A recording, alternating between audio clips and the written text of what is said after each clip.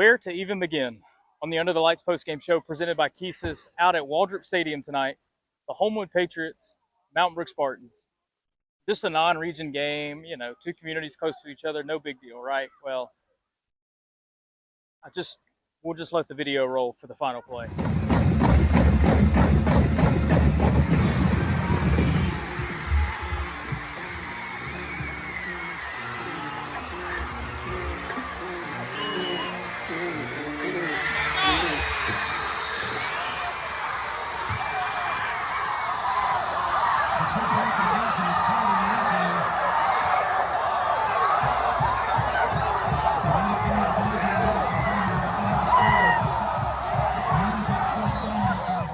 So what you just witnessed was Mountain Brook beating Homewood in overtime on the most improbable two-point conversion you could ever imagine. The snap goes past quarterback Caden Hoffbauer.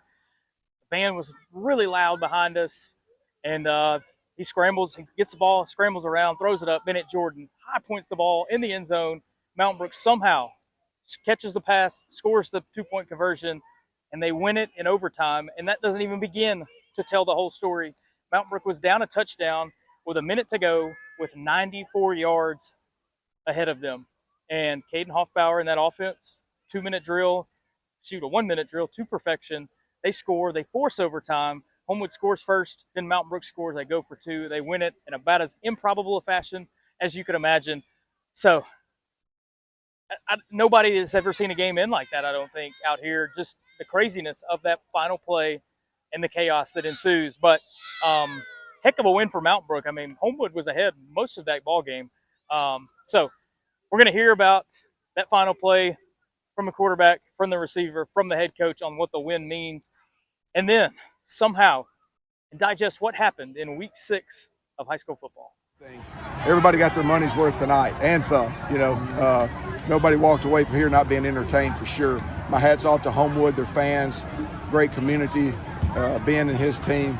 I know that's hurting for them, but there's a lot of great lessons to learn on both sides, you know. And that's what high school football is about. It's education on the grass. And so we had a great opportunity, both sides, about to continue to fight to the end. It just didn't turn out like they wanted, but, you know, we're very thankful that it did for us, you know. But again, man, just I'm extremely thankful to be in, to share the field with two great communities and a team like that. I mean, they are a great team. I mean, they really are. And that's why this game means so much to us, because they are such a good team, you know. But anyway, high school football, I mean, this is what it's all about. This is what high school football is about. I was going on my route. I look back, I see Caden drop the snap, and I just hoping he's throwing it up. I was hoping he's going to throw it up. I knew I was going to come down with it, though. I'm so happy that we fought the whole game. We played all 4 quarters, and we never stopped fighting. I'm so happy for everyone. All right, so we were supposed to have a motion, and since they got a loud band, like my center's looking back, making sure that I'm gonna clap, because he couldn't really hear me, so he's just gonna look back when I give him a thumbs up to go. We had miscommunications. He thought that meant to snap it. So I'm sending my guy in motion. He's supposed to come all the way back across. He gets about halfway there and he snaps it. So I just know I can't dive on the ball as the game's over. I just try to pick it up, make it play, find someone downfield, and just trust in my man. 1 minute to go, 94 yards away. How'd you guys get this done? Well, in practice, we focus on the little details. Everything matters. We don't let the pressure get to us. You know, we work on this stuff week in, week out. We just stay composed. I mean, we're getting up there, we're getting set, spiking the ball, stopping the clock, moving the ball downfield. Everyone's getting the plays, and we're just getting it going. And I mean, that just starts with the little details in practice. Everyone paying attention to everyone's role. And so, did you know you were throwing it to Bennett, or you just throw it up? I just tried to find my tallest man. It just happened to be Bennett, and so I just threw it up, trusted it, and let it just go.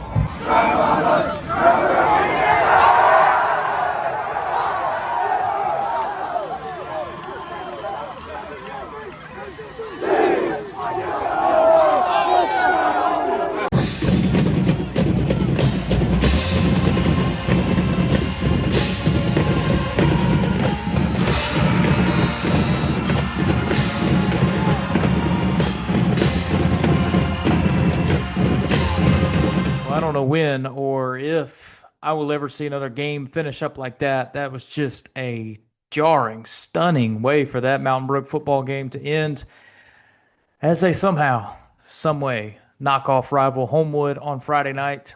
This is the Under the Lights postgame show presented by KEYSYS. We could spend all night breaking down this Mountain Brook Homewood game, but want to get a little bit into the weeds on Thursday night's game. Clay Chaltville beats Thompson 28-24. Thompson's up 21-7 at the half. Clay Chaltville comes storming back. Colton McIntyre scores a defensive touchdown early in the third quarter. The Cougars go on a 98-yard drive, I believe, to tie the game. And then later on in the game, in the fourth quarter, Corey Barber makes an outstanding one-handed grab to seal the deal. You're seeing the play on your screen now. And I want to let you guys hear from head coach Stuart Floyd and Corey Barber after that great win.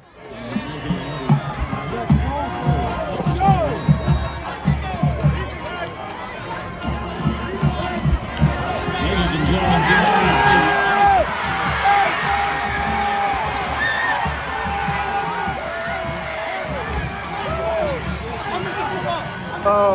just if we were able to get a stop, get some momentum, I felt like we could get back into the game. We were a little amped up to begin with, but we've kind of been making those mistakes, killing ourselves all year. We just hadn't really played anybody where it's glaring, right? Just proud of them, man. Just, being able to come out and create, keep playing no matter what the score is. Super proud of them tonight. What did you see on Corey's play down there? Which one? The one-handed catch. Spectacular. I think that corner said he ain't had a ball caught on him all year, and now he has one. I love that my father-in-law is taking a picture with his flip phone right now. That's fantastic. Coach, how? You lived up to the fireworks show at the start of the game, didn't you? Yeah. We're super proud of our kids, and this senior class, they've never lost to Thompson. So that's something to be proud of. I know they were in ninth grade when we, lost to them the last time, but we were going for 3 in a row, no doubt. And this ain't our Super Bowl, by the way. And I know that he said we prepared for maybe 4 or 5 weeks on them. That ain't true either. We met on Sunday, and that was it. I got to make a play. That won't go through my mind. They put the game on my back, so they put the game on my back. I'm going to be that playmaker, and I'm going to make a play for the team. Just make a play, man. I just got to make a touchdown. I knew when they called my number, I knew it was a big play, and I knew I had to make it for sure. All right, so the third straight year that Clay Chaltville has knocked off Thompson, it just seems hard to believe that they would be able to do something like that. Thompson's lost 7 times in the last 2 years, and 3 of them have come at the hands of the Cougars. So just kind of crazy. But before I let you guys go tonight, I want to run through the other games in the Under the Lights coverage area. You got to start with the Briarwood game. Leeds 29, Briarwood 28. Just a gut-wrenching loss. Briarwood's up 28-14 going into the final quarter. They give up a safety and 2 touchdowns for Leeds to take the win, which is just a huge bummer for the Lions, who've been playing so well. Jamison Barnes scores twice on the ground. Charles Dedman throws touchdown passes to Eli Thompson and Tram Walker. But man, tough way to lose that ball game. We will see how they are able to rebound off of that. Chelsea beats Paul Bryant 37-7. Dominant win for the Hornets. Slow start to the game, but Luke Beavers with a score on defense. The Hornets also forced a safety. Running back Chase Malone, unstoppable. 14 carries, 195 yards, and 4 touchdowns. You're not going to get any better than that. Another thrilling game, which would have been the most thrilling if we didn't have Mountain Brook and Homewood. Hoover takes down Parker 45-42, which if you had followed that game along at any point during the evening, that final score seems out of whack. Hoover was up 38-13 going into the fourth. And hung on for dear life as Parker scores 4 touchdowns in the final quarter. But J.R. Mosley's 43-yard touchdown was the difference in the game, and that was big. That was big for the Bucks to hang on and beat the defending 6A champs. Caleb Freeman throws for 304 yards on the night. Jonah Winston, 7 grabs, 146 yards as well for the Bucks. So big win for them as they jump back into region play next week. All right, Hewitt-Trustful takes down Pinson Valley 42-6. The Huskies are 6-0. This was over quick. C.J. Davis returned the opening kickoff. And freshman quarterback Jack Floyd was outstanding. 13 of 15 through the air, 155 yards and a couple scores. I think Dylan Cope was his top target. He went over 100 yards on the night. So easy win for the Huskies. John Carroll gets its second win of the year, 47-7 over Montevallo. Cavs were dominant in this one, 26-0 at the half. They cruised from there. Garrett Barnes accounts for 2 scores. Aubrey Coker scores twice on the ground as well. And then one final result, Spain Park wins 28-7 over James Clemens. This is the second Class 7A win for the year for the Jags.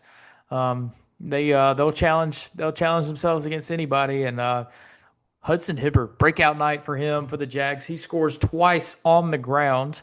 Connor Grebb scored a 70-yard touchdown, and Canarigo caught one from Brock Bradley as well. But the story of the night, this Jags defense really held down James Clemens. Big night for them, and that's all we got, man. It was great Thursday night game between Clay Chalkville and Thompson, and somehow topped by Friday night's game between Mountain Brook and Homewood. So that'll do it for the Under the Lights postgame show. Week 6 in the books. It's non-region week. Doesn't usually deliver like this, but boy, did it this week. Teams will jump back into region play next week. We will have you covered on all the Under the Lights social channels. Find us here on YouTube. We'll have a Week 7 preview podcast coming up in the next few days.